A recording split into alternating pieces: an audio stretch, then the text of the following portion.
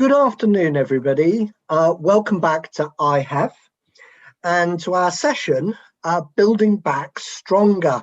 How can the UK support post-pandemic higher education reform in low-income countries? Thank you for coming and joining us today. I'm Professor Richard Follett, Associate Vice President at the University of Sussex and Chair of UUK's Africa Network. Our session today focuses on a key topic that David Willetts, Funmi Olenisakin and Adam Habib touched on in the opening plenary, namely, what role can our universities play in the systemic and systematic development of higher education in low and middle income countries? What role can we play through respectful, equitable and impactful inter-institutional partnerships? In the UK, this agenda is set against the backdrop of the new international education strategy and its renewed commitment for system-to-system collaboration. Our sector, at least in the UK, though, faces grave financial uncertainty, particularly in light of reduced overseas aid spending. In this context, today's session is an important opportunity to strengthen the case for investing in higher education reform. And we have with us today a range of expert perspectives from the African Research Universities Alliance, from the FCDO, and particularly their flagship Sphere programme. We'll be hearing from the Scottish University's Mal Dent initiative in Malawi. And finally, we'll be hearing from the Association of Commonwealth Universities. Can I please ask you to use the chat function to make comments and ask questions, which we'll be tackling towards the end of our session. But I could ask you please also to keep your cameras and microphones off during the duration of the presentations. Delegates can turn the subtitles on or off for themselves using the closed caption button labeled CC on the Zoom screen. Many thanks for doing so. Our first speaker today is Professor Ernest Ireti. He's the Secretary General of the African Research Universities Alliance.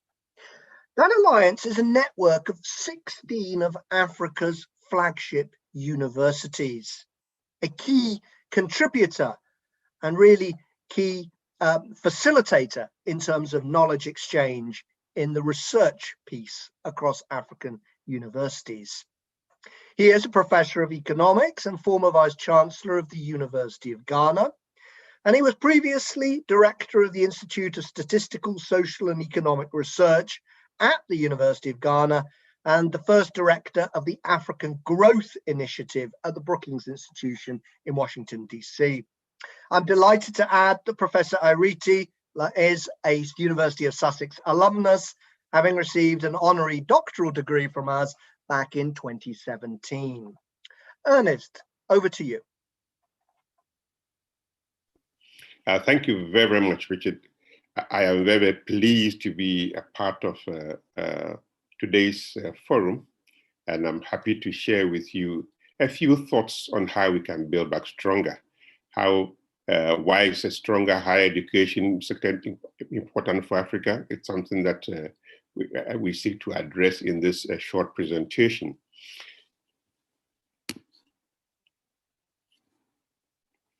You know, the main message that I can give you basically is that even though Africa's contribution to the generation of knowledge around the world is very, very low at 1% and has recently increased to about 3%, this needs to be dealt with by the Africans themselves and also together with their partners.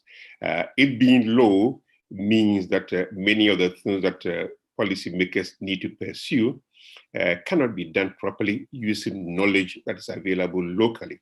And that is a problem for attaining the SDGs. It's a problem for bringing about transformation and so on. So I like to draw attention to that. I also want to say that there are a number of obstacles: low investment in higher education, low capacity for research, very few collaborations, little interest in STEM, brain drain, aging science. So I draw attention to these problems. And I talk about some of the initial steps that are being taken to change this. Indeed, for this change to occur, collaboration among the universities in Africa and between Africa and the rest of the world is very important from our perspective. So these are the three things that I like to highlight in this. So talking about the gaps in quality education, higher education, the first point I make is that the institutions in Africa don't always have the required resources, capacity, and leadership to embrace quality higher education. There are many universities that are seeking to change this. They struggle with this on a day-to-day basis and so on. A part of the problem is linked to how higher education in Africa started. Basically, many of the universities that we know today, whether in Makerere, Nairobi, in Lagos, etc., they began as institutions that were supposed to produce human resources for the civil service in Africa mainly. That's that was the original idea. And research was not a part of that equation. And unfortunately, after all these years, we haven't seen much change.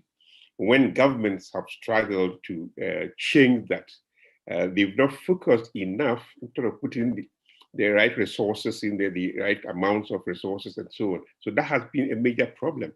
But apart from the low numbers of research that are taken, we also have the challenge with quality.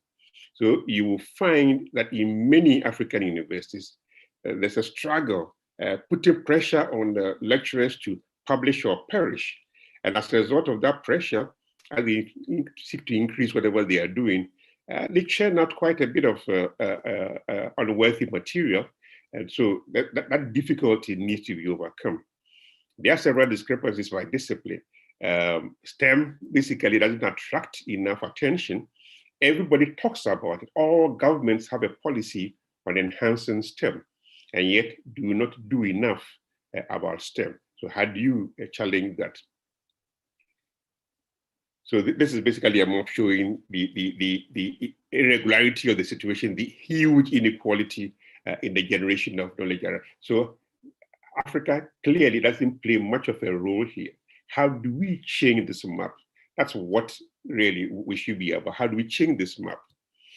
I provide some data here in terms of the performance of various parts of the region compared to other developing regions, especially kind of like Malaysia, Vietnam, and so on. Well, the point is, even for the developing world, African countries are not doing great. The best performing African country is South Africa, and its performance is certainly not comparable to what you find in Malaysia. That's the message on this particular chart here. They show the skewness in the distribution of what is being done for East Africa, for Southern Africa. We show the emphasis that health science has received in the last decade. So most of the funding that goes into research that leads to the publications and so on coming out is for skewed toward the health sciences in many parts of the region. So we do that for East and West Africa. We look at the central. Basically, health science is the dominant. It is much easier to find the resources to do research in the health sciences than it is to do in any other discipline. So the physical sciences are struggling. The life sciences are struggling. The agriculture, the social sciences are all struggling in this particular endeavor. How do we change all of that? So we'll talk briefly in this chart here. It's a slide about some of the challenges that we face. It's a representation of what you've just seen in the chart, so I won't go too much in there. Basically making the point that production of knowledge in African universities is important, and what is important also is to see that even though there's some increase coming, most of the research that takes place in Africa, 95% of it is done by universities. Unlike in other parts of the world where there are research institutions outside of the university that are sort of complementing what the universities do in Africa, 95% of it is coming from the university, and therefore we need to pay attention to all of that. The importance of investing in higher education systems in Africa, there's a good reason why this should be pursued. Investing in Africa higher education is critical in improving expertise and the prestige of higher education and research systems. Everybody talks about the poor quality of the human capital in Africa as an explanation for the slow development of the region. Therefore, we've got to do something about it. So it's a very logical response to a problem that has been identified. Supporting the universities, supporting higher education can facilitate the acquisition of new skills and push the boundaries of research methods and techniques. It should be possible for African universities to do the kind of research that will help deal with global pandemics. It should be possible for us to do the research that will lead to higher production of food in this region. And that's the kind of thing that we seek to do. And there's enough evidence that when there's collaboration between African universities and other universities, other parts of the world, their output grows significantly. And this chart basically shows that we've seen how even for those countries, those very poor countries in Africa that are not doing much research, when they've partnered with other institutions around the world, their output has seen some improvement. So there's strong evidence that collaboration does indeed work. So how do we strengthen international partnerships? There's evidence of that. How do we put resources? And this is where I guess the UK government comes in. It has been a major partner over these years and will continue to play that role. In what way can we structure systems that comes from the UK government into making sure that we get the best out of the situation? Graduate education is key. So that's the kind of thing that we would like to put out there. That graduate education is key. Helping African universities to produce more at the master's level, at the PhD level is very, very important. And we need to pay a lot of attention to that. Attempts to promote research equity through various collaborations is necessary. What we have done, ARUA has done with UKRI in the last couple of years, is a strong example, a very good example of how well-structured partnerships can work. It is the first of its kind in the sense that it is one that allows the African universities to lead the process of developing a research project. And the examples of what we've done with Glasgow, we've done with many other universities that show that leadership, equity, and so on can be built and properly structured in order. And we want to have these things working, help us to achieve the SDGs. So that's something that I'd like to see the UK pay attention to. We built centers of excellence, which have been the major tool for engaging with UK universities, and they are working very well. We want to see emphasis on split-site PhDs. The advantage in having this, and it's something that we've been discussing with the ACU, and I'm sure Joanna will talk about it. How do we ensure that support for graduate training does not leave the African universities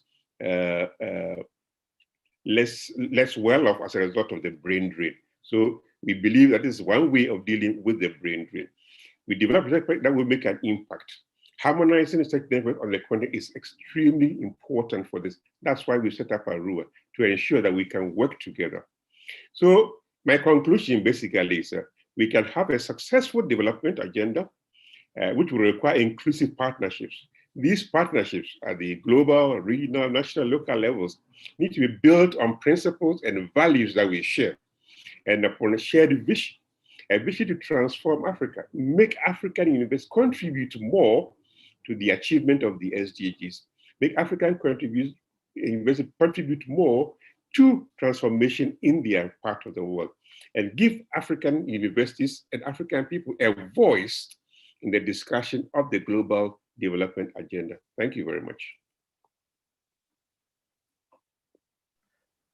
Thank you very much, Ernest. You made a very passionate and clearly articulated position for an African-led, African-driven solution, and the role that UK universities and others around the world can play in helping to facilitate that transformation. It fits very nicely with our next presentation, because Jeremy Bagg is going to be joining us in just a moment to speak about one of the initiatives that he leads in Malawi, which delivers capacity building in many, many different ways. So Professor Jeremy Bagg is Professor of Clinical Microbiology and Head of the Dental School and Deputy Head of the School of Medicine, Dentistry and Nursing at the University of Glasgow. He's currently Global Health Director at the Royal College of Physicians and Surgeons of Glasgow, and for today we'll be leading a discussion about the Scottish Government funded MalDent project. So Jeremy, can I ask you to speak? Thank you. Thank you very much indeed, Richard. I'll just get my slides up. Lovely, thank you very much. Well, it's a great pleasure and privilege to have the opportunity to speak very briefly about this University of Malawi, University of Glasgow collaboration, which started actually over a very chance meeting with the principal of the University of Malawi College of Medicine when he was attending the University of Glasgow with a delegation from his university to look at opportunities for joint biomedical research. And just by chance, he mentioned that they were keen to try and establish a dental program in Malawi. And he was directed towards myself as head of the school. And as a result of that, we've gone on a very, very exciting journey, which has only just started. I see this as a 40-year-long program, really. But what I'd like to do is take you on a whistle-stop tour through the project, where we've got to, and where we're looking to get to. So just to give you an idea of the challenge of oral healthcare in Malawi, country of population of over 18 million, currently has 40 dentists, which gives it a dentist-patient ratio of about 1 to 500,000. And if we compare that with the UK, where it's about 1 to 2,000, you can see the stark disparity. And it's a particular problem in the rural areas, as shown on the photo on the right-hand side of your screen, where there is virtually no access to dental care. So I was fortunate enough for the Royal College of Physicians and Surgeons of Glasgow to fund me to go out for an initial exploratory visit to Malawi in September 2017, invited by the principal of the College of Medicine, Patsi Mapando, who you can see here, who's become not only a very close colleague, but an extremely close friend. And the first couple of days we were there, we were fortunate enough to have a meeting with an official from Scottish Government, Ian Nicol. The result of that was an invitation to put in a small grant application for some pump priming funding. We were successful, and that £60,000 was the beginning of the journey. Subsequently, the following year, we were successful in that round of the Malawi Development Programme's funding from Scottish Government, International Development, with 2 mandates: one to establish Malawi's first ever undergraduate dental degree, a BDS program, but also to work with the ministry and other partners to develop an oral health strategy for the country, which will be based on a central plank of prevention of oral and dental disease rather than treatment, since treatment is extremely expensive when it comes to dentistry. So back to my first visit then in 2017, there was a curriculum conference held over 3 days, hosted by the College of Medicine, but with representation from all the key partners, the Dental Association of Malawi, the Medical Council.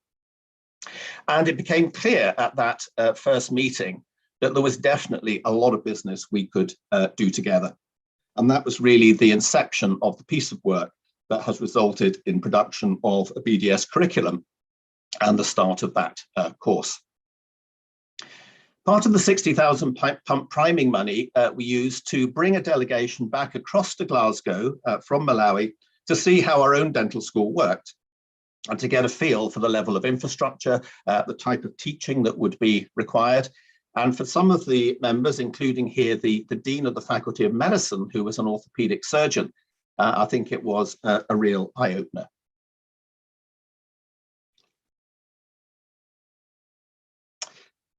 There was then a lot of work that went on through email, video conferencing, and to get to a draft curriculum document, which we then worked on at this second curriculum conference with input not just from ourselves, but from Wits University and the University of North Carolina.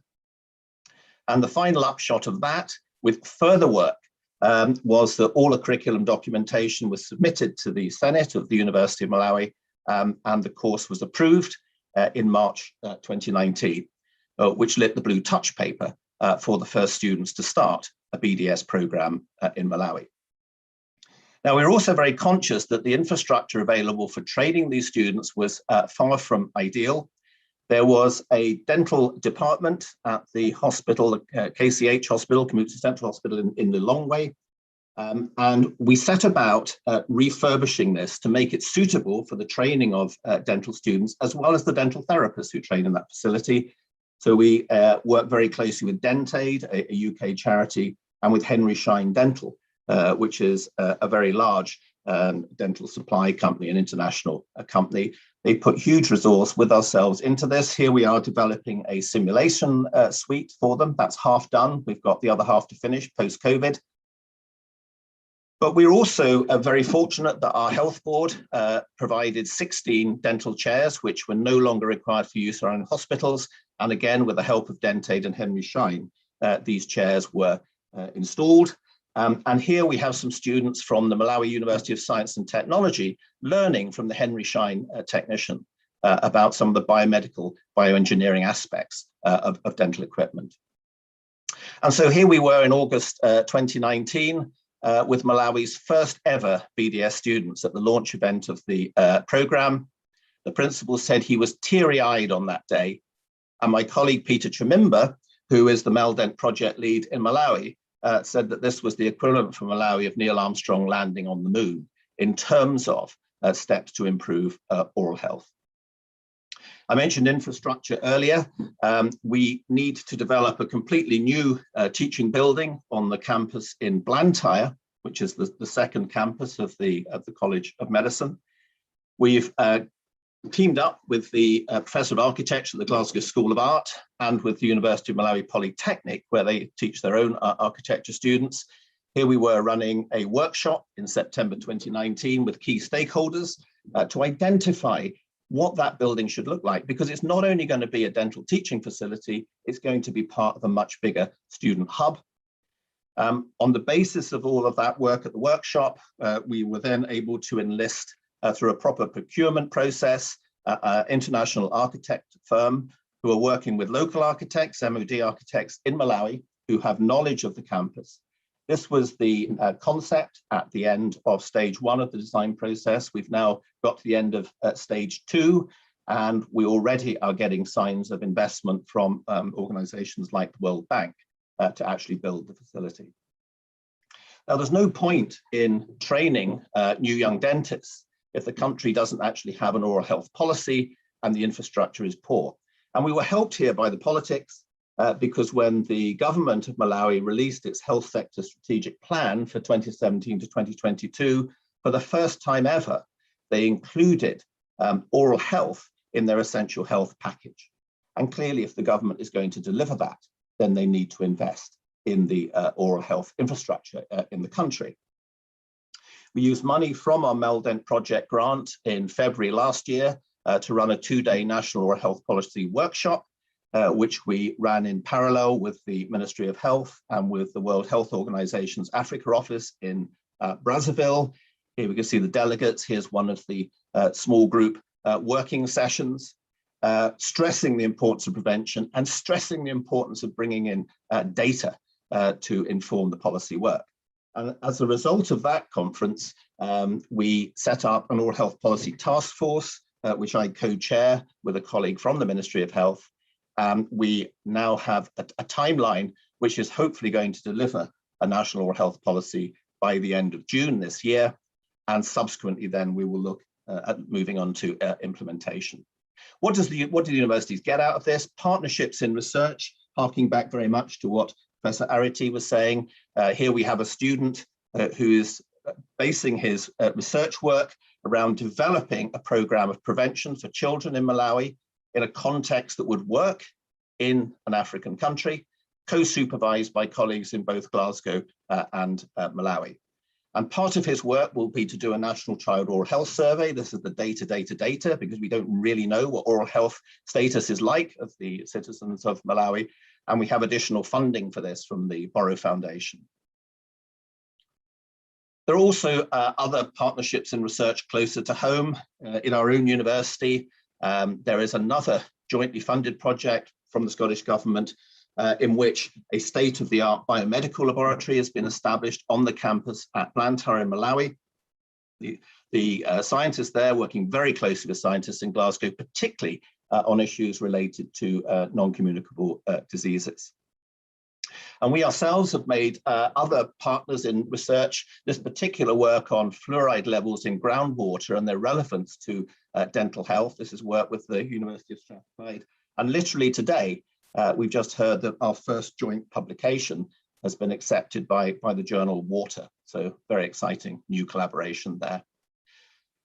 Key point I want to make, this is a cross-sectoral project headed up with the Ministry of Health and the Scottish Government funding it, with organisations like the Malawian Medical Council and Dental Association right at the forefront and central to what we're doing, linking with the World Health Organization. On the box here on the left of your screen, with many academic organisations, and on the right of your screen with the charitable sector. And the NHS right in the centre of it all. Scotland has an NHS Global Citizenship Programme, and they've also been immensely helpful. In terms of my own university, University of Glasgow, the university has just launched its next vision and strategy for the next 5 years, and that vision is to be the world-changing university. And if we look at the kind of activities it's aiming at, people-centered, globally engaged activities linked to community, collaboratively minded, challenges that are solution-focused and impact-oriented. And then we look at the values of the university espouses. This project, I think, really hits on pretty much all of those. And we're also very aware of the UN Sustainable Development Goals. We particularly, I think, are doing work that's relevant to good health and well-being and quality education, but at least to others as well. So we have really developed a model on the work between Glasgow and Malawi, not just our own dental work, but much broader work across the university. 3 key elements of success. You need to listen, and the basis of the collaboration must be country-led. So Malawi came to us and said, we need help with oral health and dentistry. We responded to that, and then the partnership develops. And these partnerships, there must be mutual respect and build trust. And as I said earlier, not just the principal of the University of Malawi College of Medicine, but many of the others I work with are now my very good friends. And finally, I'm conscious of time. I just want to say thank you to Scottish Government for all of their support of this work. Here, Ben McPherson, who was the Minister for International Development, visiting Lilongwe in 2018. And finally, for those of you who are interested, there is a website where we keep people up to date on the activities of the project. Thanks very much indeed. Thanks very much, Jeremy. A fascinating insight into one UK university's engagement with a national sector to deliver access, affordability, and real uplift in all those areas. So thank you for your presentation. I think it's going to fit very nicely with our next speaker, who is Mustafa Al-Mosalami, who is the Tertiary Education Specialist and Senior Responsible Owner and Officer for SPHERE, the SPHERE program run out of the Foreign, Commonwealth and Development Office. And Mustafa is the policy advisor on HE and skills. He is the policy lead, as I've mentioned, for the Strategic Partnerships for Higher Education, Innovation and Reform, or the SPHERE program, which many of us will, of course, be very familiar with. And he's also the program lead for the new Skills for Prosperity program. So Mustafa, over to you. Thank you. Great. Thanks for the introduction, Richard, and thanks to UK and UKI for the invitation to speak at this year's IHEF. Very interesting and thought-provoking contributions from Jeremy and Ernest, and I look forward to hearing Richard and Joanna's reflections afterwards. So I've been asked to speak about the FCDO's SPHERE program, the contribution that it has made towards the national development in low and middle income countries, as well as what we think in the long term, the contribution of higher education could be towards development using some of the learning that we've seen on the SPHERE program. So for those who are not familiar with the program, it's the FCDO's Principal Higher Education Partnerships and System Reform Initiative. It launched in 2016, and we are in the final year of the current phase, and it's delivered by a fund manager led by the British Council in collaboration with Universities UK International and PricewaterhouseCoopers PwC.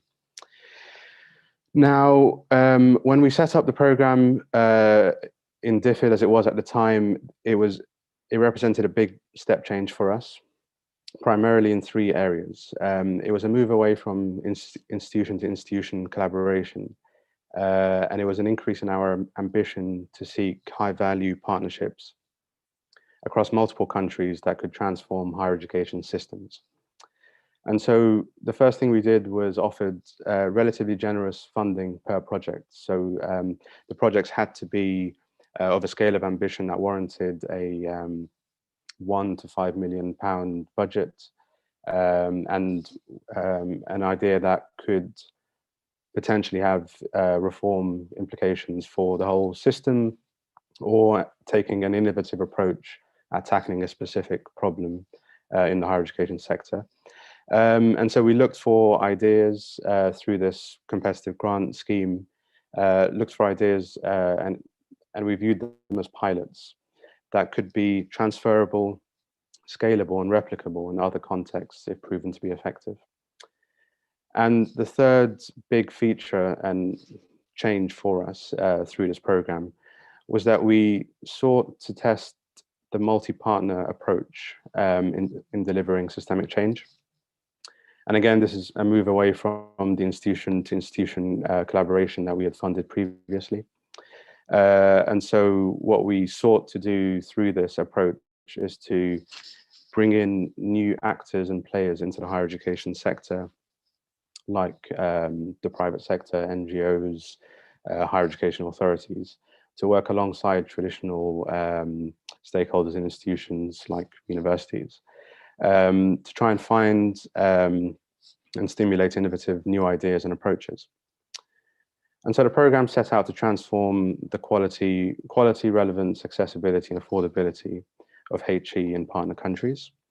And through trying to deliver a systemic and sustainable change, we had also aimed to generate job-ready, skilled graduates to meet the labour market needs in the partner countries. And so the first thing we quickly realised is that there was huge demand, and it far outstripped what we could possibly support. So we had 300 proposals, and we ended up funding 9 partnerships, which we thought had huge potential. And I should say that the other unique feature of the program from our perspective is that the timeline for delivery was longer than we had previously allowed for. And we thought providing 4.5 years for these 9 partnerships to deliver the reform plans would provide the outcomes, or would at least allow us to start seeing some of the outcomes needed. And that was the kind of time horizon you need in the higher education sector. And so these 9 projects operated across Sub-Saharan Africa, the Middle East and Asia. And across the partnerships, about 60 organizations are involved, including universities, educational NGOs, professional bodies, private sector, and so on and so forth. And so just to pick out some of the key achievements and the learnings that we've seen now that we're almost at the end of this phase. We're incredibly proud of the work that the King's College London-led partnership Padalea has achieved, working with vulnerable populations, including Syrian refugees in Jordan, Lebanon, and Germany, in a context where only 1% of eligible refugees have access to higher education, compared to 36% of the global youth. Padalea has worked to deliver tailored support to over 6,000 refugee learners in Jordan and Lebanon, offering tailored HE through blended learning and in-classroom delivery. And to date, in addition to those 6,000, a further 30 have gone on to gain university scholarships to study around the world, or have gained employment. And I think the learnings from this project are hugely relevant and important, not just for refugees and displaced people, but also as a model for widening access to marginalized communities around the world more generally. Another example, which we're extremely proud of, is the work that the program has done to make HE safer and more open for women and adolescent girls. This has been through designing gender-responsive pedagogical training through partnerships such as the Transforming Employability for Social Change in East Africa program, as well as through redesigning curricula and courses, gender sensitivity training for university staff, on a number of other projects. And then a final example that I would give is the Lending for Education in Africa partnership, LEAP, which has taken on the challenge of affordable financing. And we know that this is a challenge which even the most developed of HE systems struggle with, perhaps including the UK. But in lower and lower middle income countries, these challenges are even more acute. And what LEAP has been able to achieve is phenomenal. Providing a social lending mechanism for youth from low income backgrounds in Kenya, they've been able to fund 350 students to access the higher education system who would otherwise not have been able to. And the project has attracted additional funding from other donors and is currently planning its expansion into a second country, which is fantastic to see. Now, to come on to the impacts of COVID, which of course has had a huge disruptive impact on education and skills development around the world. We know, for example, from the ILO's report last year that there's been large-scale interruption in skilling, reskilling, and upskilling of young people and adult workers around the world. And that the pandemic has also reinforced existing inequalities affecting workers and learners around the globe. But we also know that the higher education sector will have a huge role in building back and hopefully building back better. But what we need to be mindful of is that challenges will persist, and one particular challenge is that of the digital divide. And although to an extent, technology enhanced learning, online learning, digital learning has mitigated some of the impacts of the COVID pandemic, we need to be conscious of marginalized groups who perhaps do not have access to study online, and those people can't be left behind.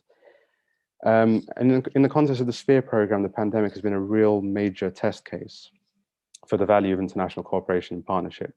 And there are positive signs that it is working. One example is the Prepared for Practice partnership in Somaliland, which has built up the resilience of the health system in Somaliland and has meant that it was in a better position to face the challenges of COVID-19. Prepared for Practice connects volunteer health workers and educators from the UK's National Health Service with UK universities and health schools in Somaliland. Since the project launched in 2017, PFP has delivered online distance education courses to over 700 medical, nursing, and midwifery students. And by the end of the project, it will have supported the training of a quarter of all Somaliland's health workers. And while we do not view digital education and online learning as a universal solution to mitigate the disruption to learning from the pandemic, another partnership that I would point to is the Association of Commonwealth Universities ACU-led partnership Pebble, which has supported the switch to online learning for 17 universities across East Africa, helping them to share scarce teaching resource. And more than 17,000 students in Kenya, Uganda, Rwanda, and Tanzania were already benefiting and already used to receiving their education even before the pandemic, and therefore the transition was far smoother as a result of this project. And so finally, to end looking forwards, SPHERE has been a valuable experience for all those connected, including FCDO, UKI, and the British Council. We see HE partnerships as a win-win. If we can support the Haiti sector to help tackle global challenges like poverty and the delivery of the SDGs, then that in turn helps us. It strengthens our national security, but it also means that through broadening UK soft power, we can help partner countries become our diplomatic and trading partners of the future. And I'll just end by saying that as we come to the end of this phase of the programme, we'll take the opportunity to take stock, finish the final end-term evaluation of the programme, and then consider what went well, what didn't go so well, and if we were to start again tomorrow, what would we change? Thank you for listening.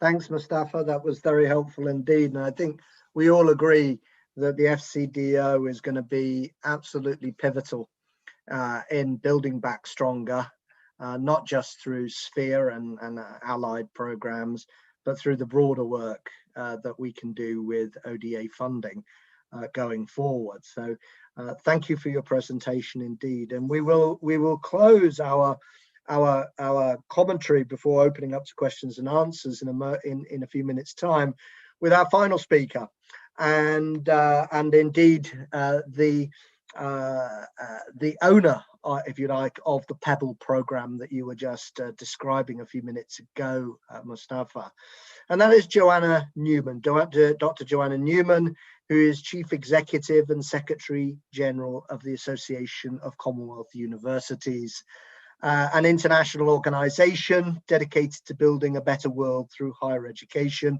with more than 500 member universities in over 50 countries, and operating through a whole series of networks that I'm sure Joanna will speak to, or I'll certainly speak to, over the course of the rest of our session today. So Joanna, it's a real pleasure to have you join us, not just as a leading advocate of the role of higher education and delivery of the Sustainable Development Goals, which are in many respects central to the Building Back Better initiative, but also to have you present to be able to speak about your own experiences of Sphere-led projects.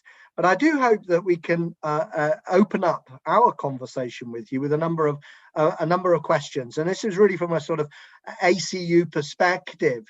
And should the newly created Foreign and Commonwealth Development Office invest in higher education? And if so, why? Thank you, Richard. I can't actually see anyone on screen, but I'm hoping that will change in a moment. Of course they should. None of us are going to say they shouldn't, and they have been, because the FCO has traditionally invested in higher education through its funding, for example, of Mobility and the Chevening Programme, and DFID has traditionally funded the Commonwealth Scholarship Commission and other programmes. That the ACU has been in a unique position in a way of administering the mobility programmes and seeing how scholarships help to build back better in a developing context, but also been involved in programs like Circle, working with climate scientists in Africa, working on capacity building programs that existed before Sphere and are part of Sphere, like the Pebble program that Mustafa just spoke about, which has had an extraordinary impact on working with 24 universities in East Africa. They've trained over 150 academics and over 200 departments to start teaching in a blended way. Now, given that this project was started before COVID, it's clearly had a huge impact on those universities to continue going during and post-COVID, but it also has huge applicability to other regions. And given the digital divide that we know about and the huge inequalities that Ernest pointed out in his opening section. I mean, for example, I think 75% of PhDs graduate from only 36 OECD countries. We need to invest to ensure that the kind of extraordinary partnerships that Jeremy was showing can continue to take place. And that can only happen by strengthening higher education systems in other countries as well. So we believe that the kinds of equitable partnerships around mobility, for example, include the split site PhDs that Commonwealth Scholarship Commissions have been doing for many years. These are brilliant examples, and Jeremy actually touched on one there. I don't know if it was one funded by the FCDO, But in any case, if you have a PhD student who is jointly supervised by 2 different universities, not only will the student benefit and the research benefit both universities, but people come after that. You build up a greater group of connections and research potential and teaching potential. And that's why we believe that a split site PhD is probably a really strong way of developing capacity. We also believe in working with universities to build capacity through the strengthening of research offices. And as Ernest said, you know, for universities to change the dial so that there is more STEM output and there is more progression, you need to have the kind of investment and support that the partnerships that GCRF have, for example, and UKRI have provided. And Mustafa mentioned that the Sphere has been a valuable experience. I think it has been more than that.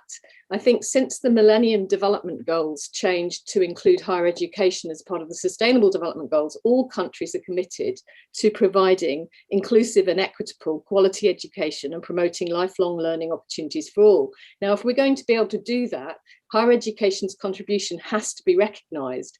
That means recognised in its contribution to primary education, to pedagogic education, to teaching, to research applied and basic, and and to creating those kinds of citizens who do create the secure environment where economies can flourish and people's lives and can be happy and successful. And so higher education is key to all of these things. And I will end just with the thought that, you know, it would be it's wonderful that since a few years ago, when the UK government decided that higher education should be part of ODA spend, that they've been able to demonstrate through these extraordinary projects like Padalea and Pebble and others, that they are having a huge impact, but they're also scalable. And they are also contributing to SDG 4 and to those other SDGs. And so I'm hoping that in the next few years, we really do take the learnings from these projects and we demonstrate together how these sorts of approaches of equitable partnerships created change in the environment and enable Ernest's Arua, for example, to grow from 16 universities to far more in a region where you have such a huge youth population with extraordinary talent and potential that currently is not being reached. Thank you. Thanks, Joanna. And I've just a couple of questions and follow-ups, really, because I started working with ACU several years ago because we were developing, at that time, capacity building projects at a system-to-system level with the Nigerian Universities Commission. And it was an example of really how you could contribute to a system, a higher education system, to lead to national development priorities. Thinking in the broad piece, Joanna, because I know that you've done work in Ibadan and other places as well, how and why do you think that improving higher education systems is a critical goal for national development? And within this context of the FCDO, why do you think policymakers and policy investors in the UK should be really putting resource, time, and financial backing into those types of national development agendas? Don't quite know where to start there, but if you look at the role of universities in the UK, can you imagine a UK where you don't have a large percentage of the population who are able to fulfilling their potential by going to university and contributing to the society? I'll leave the TVET argument out of it, but let's just say a healthy tertiary sector is essential to a country's economic and social success. So if you agree that that is your starting point, then you've also agreed that for the last decade or more, you've invested and created more than 54,000 alumni who've studied with UK universities in some form and have gone back to their countries to contribute to grow back better. But in many cases, those scholars that go back to universities where there are so few lecturers with PhDs that unless you improve the system, those people will fail because they will be given too many students to co-supervise. They will not have the infrastructure. They will not have the kinds of partnerships where there is investment in the infrastructure like laboratories, for example, and other practical infrastructure that's needed. And so they're not going to succeed. we've worked with the National Research Association in South Africa to create a kind of pack on early career researchers, what's a good guide. And we worked with, for example, the UK guide to look at what would be different, what would be the same. But again, looking at progression routes within universities. So we think that universities are part of a healthy education ecosystem. We also think, though, that there is a big battle to fight and that universities are best placed to help us fight that. In my background, I have the International Association of Universities and the Association of Universities Francophonie. So the three networks with the ACU represent over 2,000 institutions of higher education and learning. Between us, between those institutions, we are solving global challenges. We are coming to COP26 to demonstrate why universities are so incredibly important in fighting climate, for example, fighting injustice, creating solutions.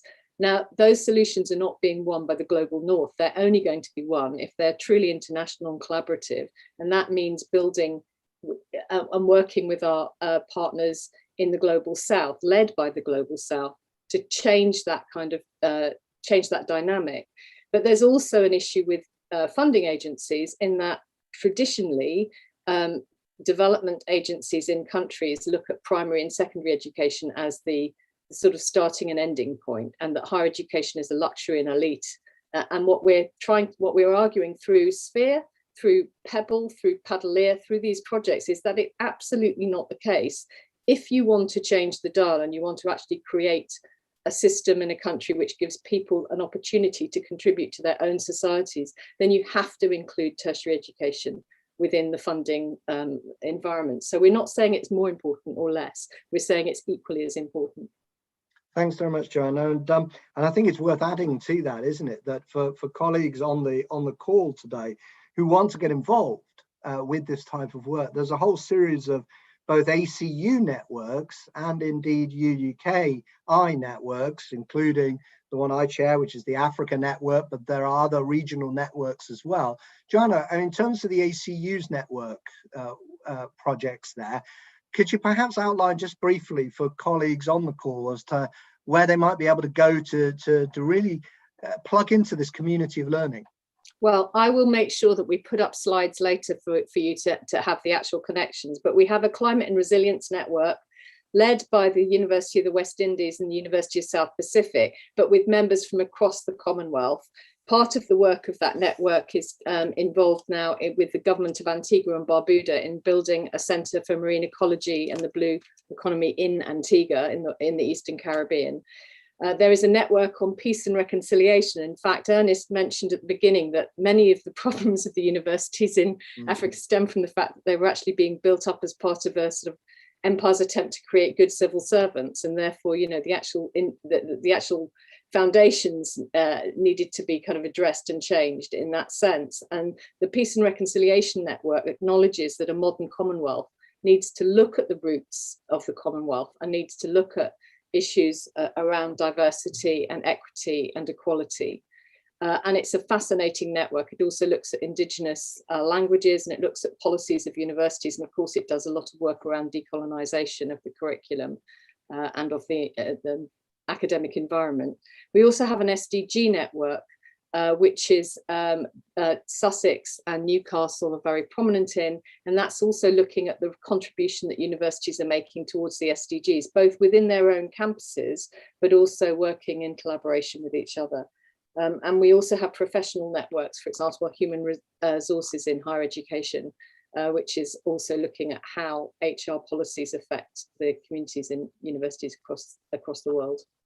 Thanks very much, Joanna. And I realise that we are now coming to the very end of our session. So I wanted to just pose one final question to all of our panelists, if I could.